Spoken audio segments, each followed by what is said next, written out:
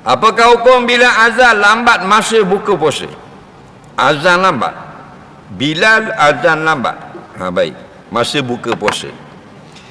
Dia gitulah yang kita khabar tadi. Martabat buka puasa yang paling tepat ialah martabat yakin, iaitu dengan ru'yah, mata melihat bulatan matahari tenggelam di kaki langit. Ni kaki langit belah sana lah, belah jatuh kiblat, ni dia panggil sunset.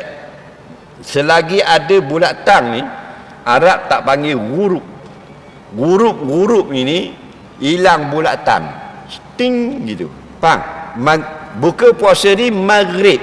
Maghrib tu waktu ghurubin, faham? Daripada maf'ilun bubuh maghribun, waktu tenggelam bulatan. Bukan tenggelam sikit, bukan tenggelam suku, bukan tenggelam separuh, bukan tenggelam 3 suku, tenggelam semua di kaki langit, dipanggil maghrib.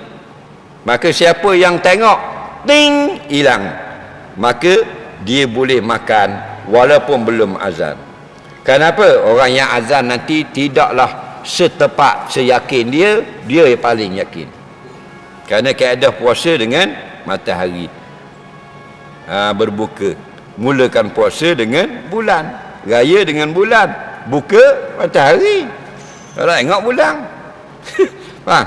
Nabi kata sumu li ru'yati, puasa dengan melihat bulan, tapi berbuka matahari.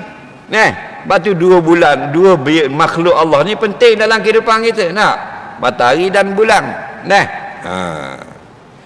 Jadi Bilal bila dia nak bang, dia tengok benda.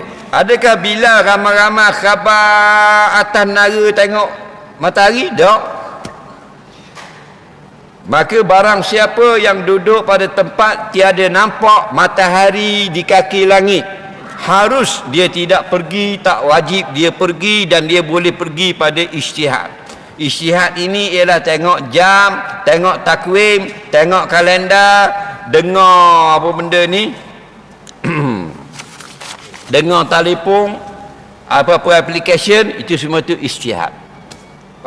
Dibolehkan. Jadi Bilal bila dia nak bang, dia tengok takwim tu, tengok 7.16. Bila dia bang, kayak gini dia nak bang, dia tengok takwim ke dia tengok jam pula? Tengok jam pula. Faham lagi? Bak takwim sudah khabar 7.16. Jadi dia pun bila tengok jam 7.16 baru dia pergi kat mikrofon. Jadi ada gap kat situ. Tak apa, dimaafkan. Contohnya seminit lari.